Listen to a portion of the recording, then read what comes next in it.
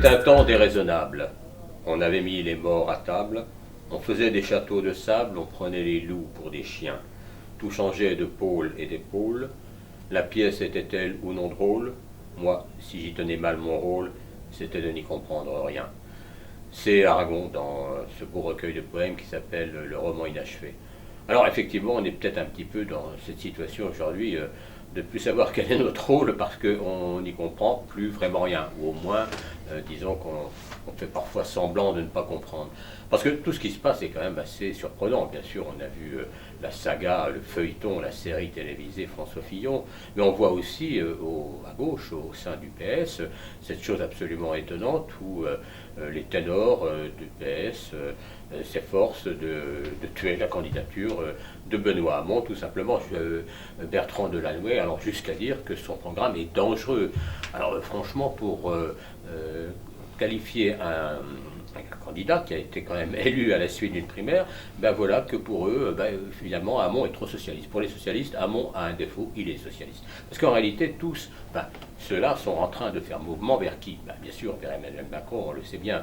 Et s'ils ne le disent pas trop fort encore pour tous, c'est qu'ils ne veulent pas le marquer trop à gauche. Hein, enfin, faire semblant. Parce qu'en réalité, pourquoi le soutiennent-ils? Bien, tout simplement parce que, effectivement, Emmanuel Macron, c'est la poursuite en démultiplié du programme du virage social-libéral engagé par François Hollande et Manuel Valls. Et au fond, ceux qui peuvent le mieux l'analyser, c'est peut-être la droite. Par exemple, Yves de Kerdrel, membre éminent du MEDEF et directeur du très à droite Valeurs Actuelles, écrivait ceci dans le Figaro hier. Alors, le programme de Macron est socialiste, dit-il. Mais socialiste comment? Emmanuel Macron a retenu un certain nombre de propositions favorables aux entrepreneurs. Certes, il a pris en compte les problèmes liés au coût du travail, en promettant une diminution de 6 points des charges. Sans doute, il veut réorienter l'épargne vers tout ce qui favorise le capital productif. Il suggère de ramener le taux de l'impôt sur les sociétés de 33% à 25%, etc. Autant de mesures, dit-il, qui relèvent de ce que les économistes appellent la politique de l'offre. Alors pour De Kerdrel, évidemment, c'est pas assez. Mais en réalité, qu'est-ce que ça veut dire? Ça veut dire que, comme tout le monde le convient, le programme de Macron, au fond, est un programme très libéral, même si elle est habillée, je dirais, de mesures sociétales qui peuvent séduire pour partie. Et donc, c'est un programme profondément libéral. Et le virage qui est accompli par les dirigeants socialistes, mais pas seulement eux, eh bien tout simplement, c'est d'aller vers la droite.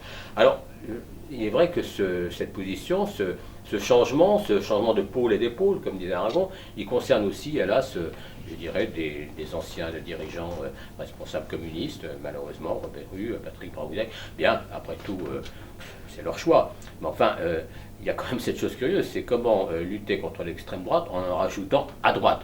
Alors finalement, le mieux, c'est peut-être un peu de ce que disait le psychanalyste Gérard Miller hier dans une tribune publiée par Le Monde.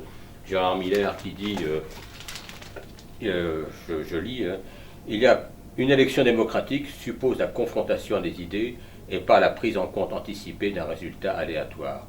Il n'y a rien de plus insupportable que les évidences qu'on veut nous faire gober. Et conclut-il, voilà, pour que le meilleur gagne, encore faut-il qu'il se présente et que ceux qui devraient le soutenir ne renient pas leurs convictions et engagements. Alors, Gérard Miller a fait son choix, je dirais que peut-être nous aussi, et donc, bien voilà, peut-être que le mieux pour essayer, comme disait Aragon, d'y comprendre quelque chose, c'est finalement de voter en fonction de ce qu'on pense.